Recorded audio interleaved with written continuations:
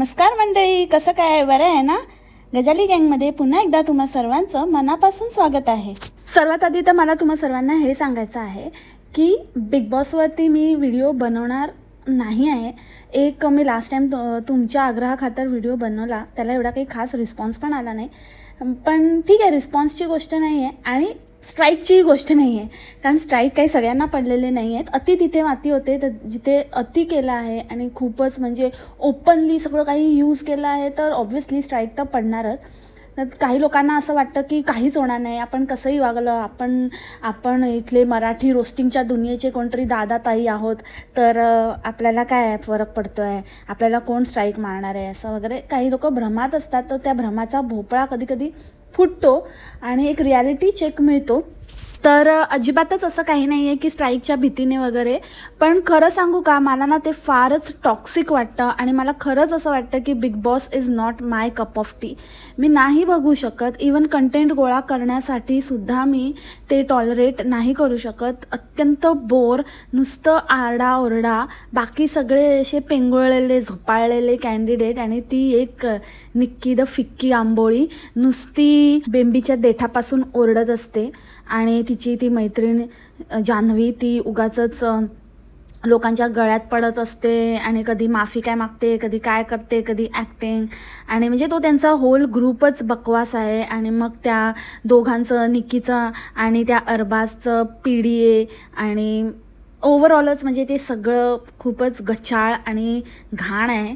कंटाळा येतो बघायला. काहीच असं नाही आहे. असं वाटतं की नुसतं असं काहीतरी स्क्रिप्ट चालवायची आहे किंवा बिग बॉसला पण ह्यांची गरज आहे, असले काहीतरी उद्योग करून TRP वाढवून देण्यासाठी म्हणून यांना ठेवलं आहे. नाहीतर असं पहिली फुर्सत में निकल इतकं होण्याच्या लायकीचे आहेत. मला नाही वाटत की ह्यांना कोणीतरी वोट देऊन एवढं थोपवून धरत असेल. आमच्या घरामध्येही मी लिटरली म्हणजे ते बिग बॉस असं मोठ्या आवाजात लावण्याची बंदी घालून ठेवली आहे, कारण मला ना ते असं वाटतं की ते टॉक्सिक एन्व्हायरमेंट होतं घरामध्ये पण, आणि एक नेगेटिव्हिटी येते. त्याच्यानंतर आपण जे बघतो, आपण जे कन्झ्युम करतो, मग आपल्या पण डोक्यात ते गोष्टी राहतात, आपण पण तसंच वागू लागतो, असं माझा एकंदरीतच अनुभव आला. आणि खरंच मला ना कळकळीची विनंती आहे, खरंच मनापासून तुम्हाला सांगणं आहे की भलेही तुम्हाला माझे लास्ट व्हिडिओमधले विचार पटले अथवा नाही पटले, ठीक आहे, आपापली मतं असतात. मी आपली मतं मांडली, तुम्ही आपली मतं मांडली, आय रिस्पेक्ट दॅट. पण काही कॉमेंट्स अशा होत्या की मग मुलांनी काय शिकायचं ह्याच्यातनं, मुलांनी काय बघायचं, हे निक्कीचं असं वागणं बघून, आणि निक्की अशी वागते लोकांशी, तर मग थोरा मोठ्यांशी, तर दिग्गजांशी, तर मग आपली मुलं पण तशीच होतील, तसंच वागायला लागतील, तर त्यांच्याकडनं काय इन्फ्लुएन्स घ्यायचं, लोकांनी काय इन्फ्लुएन्स व्हायचं. तर मला ज्यांनी कोणी ही कॉमेंट केली होती त्यांना हे सांगणं आहे की first of all big boss हा लहान मुलांनी बघण्याचा शोच नाही आहे. तर प्लीज मी तर म्हणते की लहान मुलांनी काय, सुज्ञ माणसाने बघण्याचा शो नाहीच आहे तो. एका चांगल्या माणसांनी तो शो पाहूच नये. उगाचच घरात क्लेश, वादावाद आणि नेगेटिव्हिटी फक्त ज्या शोमध्ये इतकंच आहे, जो फक्त ह्याच गोष्टींवर बेस्ड आहे, असा शो बघण्यात काहीच अर्थ नाही. आणि मुलांना तर एस्पेशली बिलकुलच दाखवू नका.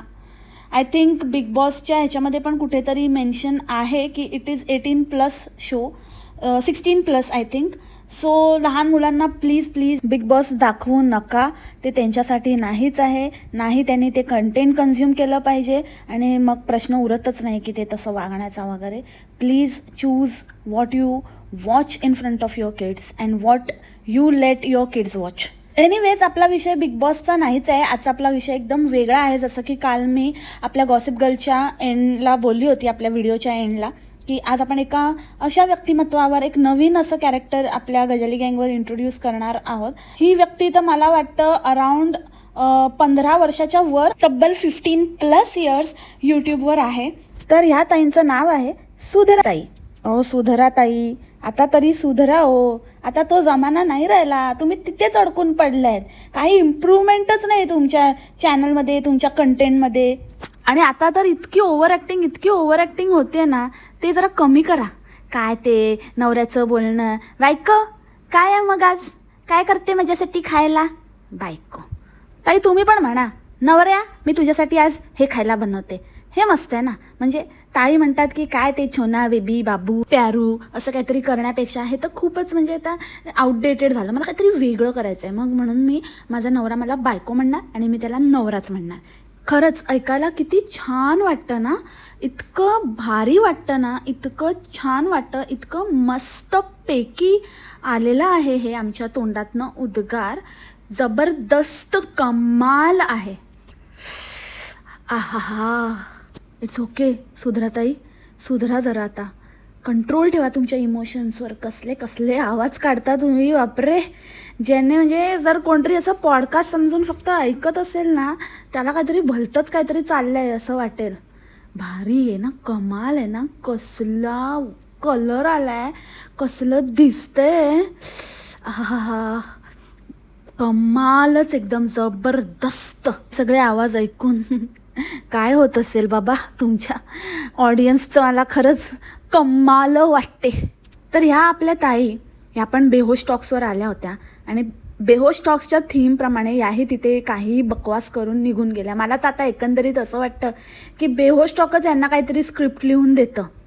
कारण बेहोश टॉकमध्ये आपली व्यथा सांगणाऱ्या व्यक्तीमध्ये एक गोष्ट एकदम कॉमन असते. एकतर तिला घरातनं धक्के मारून बाहेर काढलेलं असतं, नाहीतर ती स्वतः पळून गेलेली असते. म्हणजे ज्या व्यक्तीला आयुष्यात संकटांचा सामना करावा लागला आहे, जी व्यक्ती हार्डशिपमधनं बाहेर आलेली आहे, ज्या व्यक्तीने खूप काही सोसलं आहे, त्या व्यक्तीच्या बाबतीत नेहमी असं होणं जरुरी आहे का हो मंडळी, की पळून जायलाच पाहिजे घर सोडून किंवा घरातनं हाकललं गेलं पाहिजे. म्हणजे माझं कोणच नव्हतं, मग माझ्या डोक्यावर छप्परच नव्हतं, मग मला काय करू काही सुचतच नव्हतं, मग असे दिवस होते, मग आम्ही हे केलं आम्ही ते केलं. हे का? आणि मुळात मला कळत नाही की जेव्हा तुम्ही अशा गोष्टी सांगता, म्हणजे आता या ताई सांगतायत की आता या दिग्गज एकदम हे बनले आहेत ना, काय म्हणतात, फूड व्लॉगर बनले आहेत, ते कुठेतरी कनेक्ट व्हायला पाहिजे ना. म्हणून मग ताईंच्या स्टोरीमध्ये फूड पण होतं की ताईंकडे कधी वरण भात पण खायला नव्हता.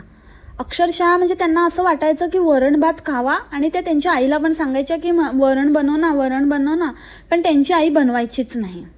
तर मला एक गोष्ट कळत नाही की एवढी हालाखीची परिस्थिती, एवढं 50 फुटाच्या घरात राहत होतात म्हणजे, तर अशी परिस्थिती का आली हे कोणच सांगत नाही. म्हणजे त्याच्या मागची स्टोरी काय आहे की का बाबा तुम्हाला इतकी हालाखीची परिस्थिती होती. ती गोष्ट सांगितली तर थोडा अधिक क्लिअर झाल्या असत्या नाही का गोष्टी, म्हणजे पिक्चर एकदम क्लिअर झालं असतं. ताईंच्या या स्टोरीमध्ये असे बरेच लूप होल्स होते. जसं ताईंनी सांगितलं की आम्ही एकदम निकृष्ट दर्जाची बाजरी आणायचो आणि मग त्याचंच आमच्याकडे भाकरी बनायची आणि आम्ही तेच जेवायचो, तेव्हा काहीतरी दुष्काळ वगैरे होता. तर ताई, तुमच्या एकंदरीत तुमचं जे वय आहे, जे तुम्ही सोशल मीडियावर सांगितलं आहे, जे विकिपीडियावर वगैरे जिथे पण तुमचा उल्लेख आहे, तिथे जी तुमची माहिती प्रोव्हाइड केली गेली आहे, तिथे नमूद केलेल्या वयाप्रमाणे तुमचा जन्म साधारण 80 म्हणजे 78, 79, 80 इतक्या ह्या दरम्यान झाला असेल. म्हणजे 75 ऑनवर्ड्सच, 75 च्या नंतरच तुमचा जन्म झालेला आहे एकंदरीत. आणि तुम्ही ज्या गोष्टी करताय ना, ती परिस्थिती 60s मध्ये होती. 60s to 70 म्हणजे 60 to 70, 1960 to 1970च्या दरम्यान ती गोष्ट होती. दुष्काळ आणि ती बाजरी वगैरे मिळायची, ज्वारी मिळायची, मिलो ज्वार असं त्याचं नाव होतं. तर तेव्हा ते सप्लाय होत होता. तर तुम्ही कुठेही कनेक्ट करता. कदाचित तुमची आईची स्टोरी तुम्ही स्वतःची स्टोरी म्हणून सांगताय का, असा कुठेतरी डाऊट येतो. कारण का 80s मधल्या मुलांना दुष्काळ आणि तेव्हा असं मिळायचं राशनवर वगैरे, हे कुठेतरी न पटण्यासारखं आहे. दुसरी गोष्ट, तुम्ही हे म्हणालात की तुम्हाला एकाएकी घरातनं हाकलून देण्यात आलं, म्हणजे तुमच्या परिवाराला धक्के मारून बाहेर काढण्यात आलं. तर का, ते तर तुम्ही सांगितलंच नाही की का बाबा अचानक का असं झालं, भाडं वगैरे चुकवत होतात की काय होतं. कारण तेव्हा तर मला वाटतं भाड्याचा पण एवढा काही प्रश्न नव्हता बहुतेक. तेव्हा ते पागडीची घरं असं आपण म्हणतो ना, पागडी सिस्टम होतं. तर कसं काय बुवा, कशामुळे.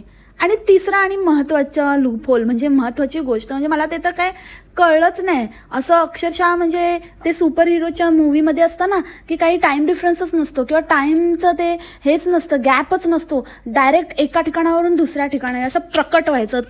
तसं वाटलं मला ते ऐकून. माझं 12वीपर्यंत शिक्षण झालं. नंतर मला असं वाटलं की मला काहीतरी करायला पाहिजे. हे असं नुसतं शिक्षण घेत बसून नाही चालणार, तर शिक्षणाबरोबरच मला साईड बाय साईड काहीतरी करायचं होतं. घरच्या परिस्थितीला आर्थिक हातभार लावायचा होता. तर मी सकाळी कॉलेजला जायला निघायची. तर साधारण माझ्या कॉलेजला जायला 1 तास लागायचा. तर मी 6 वाजता निघायची. 7 ते 9 माझं कॉलेज असायचं. 9 ते 6 मी जॉब करायची आणि 6 वाजता सुटल्यानंतर मग मी काहीतरी असं एक्स्ट्राची कामं, एक्स्ट्रा इन्कम व्हावा म्हणून, म्हणजे जसं मेहंदीच्या ऑर्डर्स घेणं, रांगोळी काढणं, अशा गोष्टी करायची. अरे बापरे, अरे रे रे रे बापरे, भयानकच आहे. म्हणजे 7 ते 9 कॉलेजला कसं काय, म्हणजे कॉलेजने परमिशन दिली? तुम्ही काय लेटर बिटर सबमिट केलं होतं का? कारण का मला तर आहे ना TYला असताना असं लेटर आलं होतं कॉलेजकडनं आणि सांगितलेलं की जर तुम्ही जॉब करत असाल आणि जर तुम्ही कॉलेज अटेंड करू शकत नसाल, लेक्चर्स जर तुमचं ते 75% जितका अटेंडन्स मॅन्डेटरी आहे तितका जर भरत नसेल, तर तुम्हाला तुमच्या ऑफिसकडनं लेटर आणून सबमिट करायचं आहे. सो असं पॉसिबलच नाही की तुम्ही फक्त 2 तास हजेरी लावून निघत असाल तिथून. आणि दुसरी गोष्ट, 9 वाजता तुम्ही कॉलेजमधनं निघताय असं म्हणताय, 7 ते 9 तुम्ही अटेंड करायचात आणि लगेच 9 ते 5 जॉबला जायचात. म्हणजे तुम्ही तुमचा जॉब कॉलेजमध्येच होता काय? कॉलेजमध्येच काही करायचं का तुम्ही? डब्बे बिब्बे पोचवायचा की कॉलेजच्या कॅन्टीनमध्ये काम करायचा की असं काय होतं? कारण हे माझ्या समजच्या बाहेर आहे. का तुम्ही सुपर हिरोईन बिरोईन आहात? सुधरा ताई. अशी 9 वाजता टिचकी वाजवली की कॉलेजमधनं ऑफिसला हजर. नाही, पण ते शक्य नाही ना. कारण का जर तसं असतं तर मग सकाळी पण तुम्ही एवढ्या लवकर कशाला 1 तास आधी निघून असं सायकलवर एवढं सायकल चालवत 1 तास सायकल चालवत कॉलेजला पोचला असतात.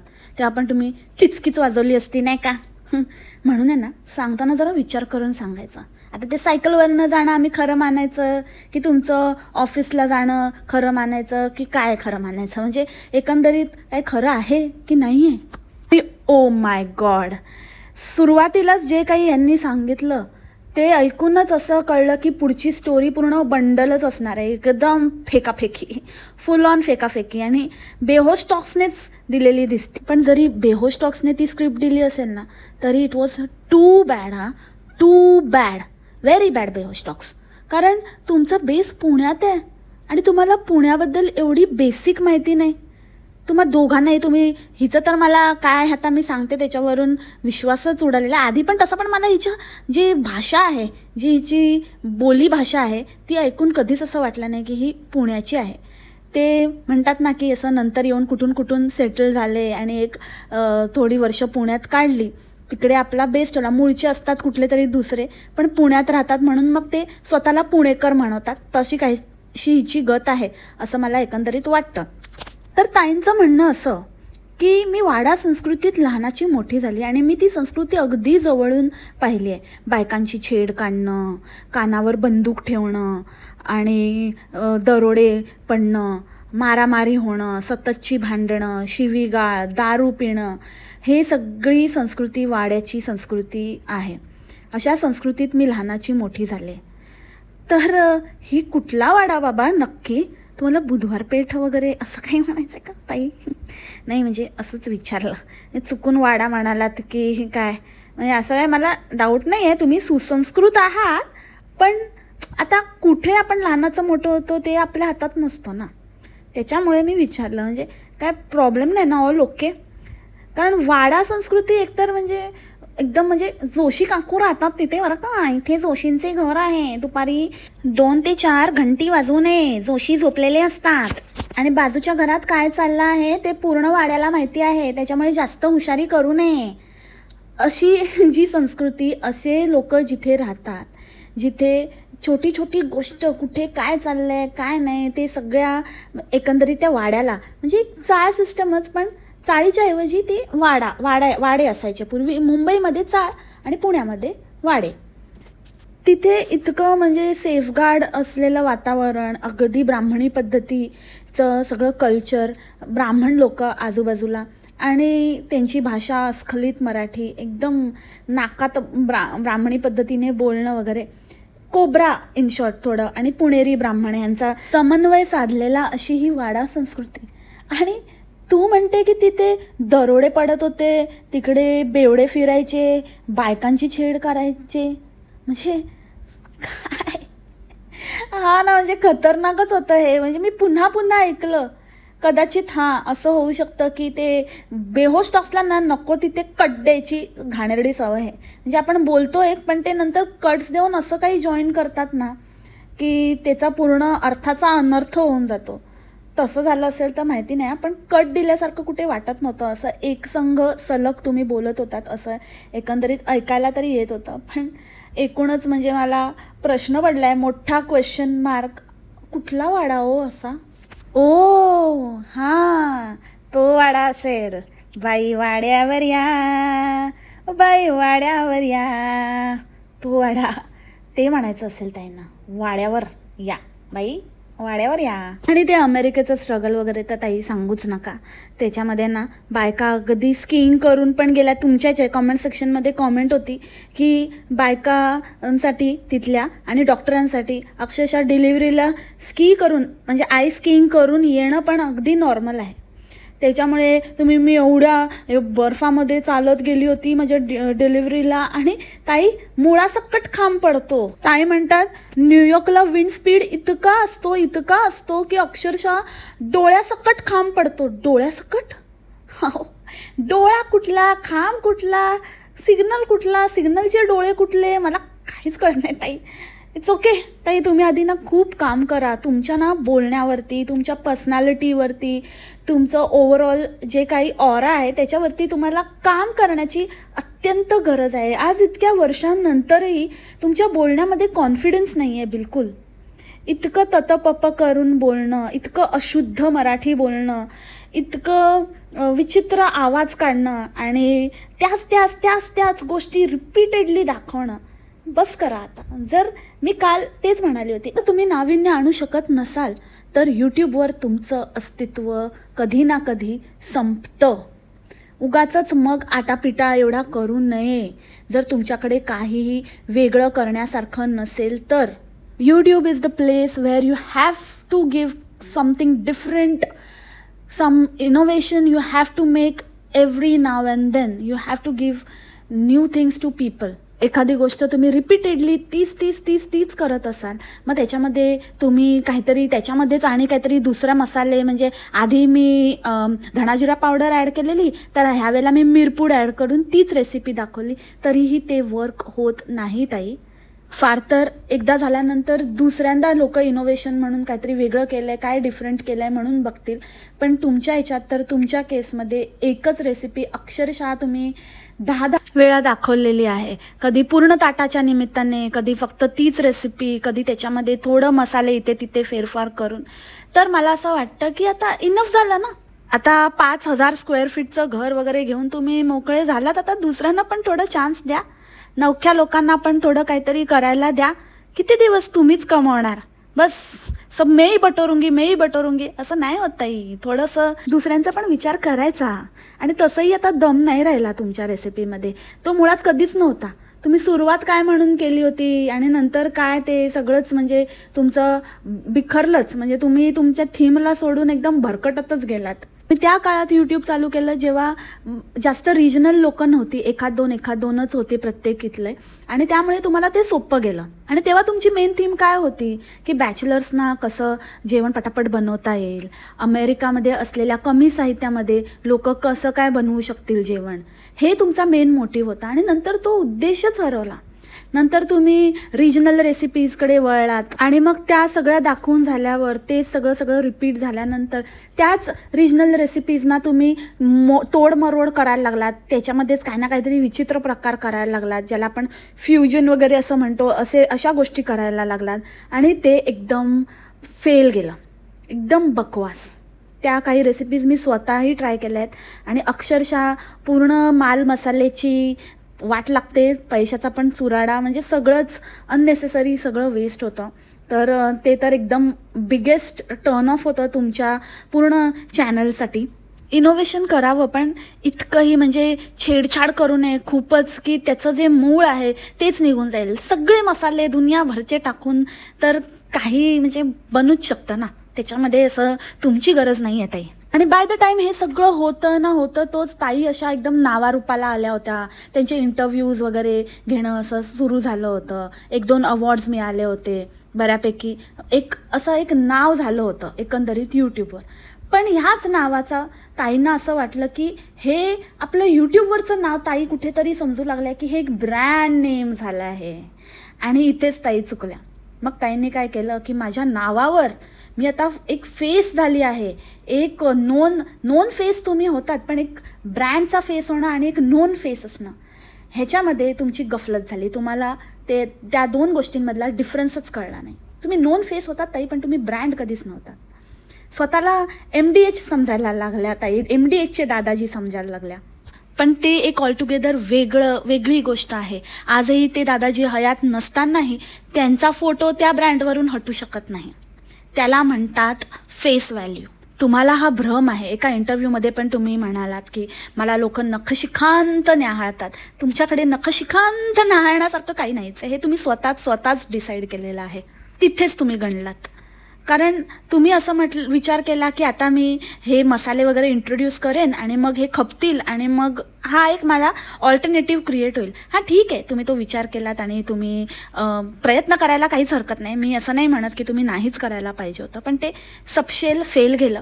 तुमच्या सबस्क्रायबर्सनी पण तुम्हाला धरून नाही ठेवलं त्याच्यासाठी. त्यांनीही ते हाणून पाडलं. आणि त्याच्यानंतर तो आता हल्ली बघायला गेलं तर तो साधा कोणी यूट्यूबर पण म्हणजे डेली व्लॉगर ज्याला आपण म्हणतो, हे जसे आपल्या अंट्या आहे, त्याच्यानंतर ससुला आहे, हे आपल्याला स्वतःला काहीतरी शाणे समजायला लागले. मग कोण मालवणी मसालाच करतंय, कोण कोल्हापुरी मसालाच करतंय, तो आपले मसाल्याची कंपनी उघडायला लागलं. आणि म्हणजे तो एक बिग जॉक झाला यूट्यूबवरती. सगळेजण यायला मज्जा. ऑलवेज रिमेंबर, लोक जेव्हा यूट्यूबवर तुम्हाला प्रेम देतात ना, ते तुमच्या यूट्यूबच्या कामासाठी प्रेम देतात.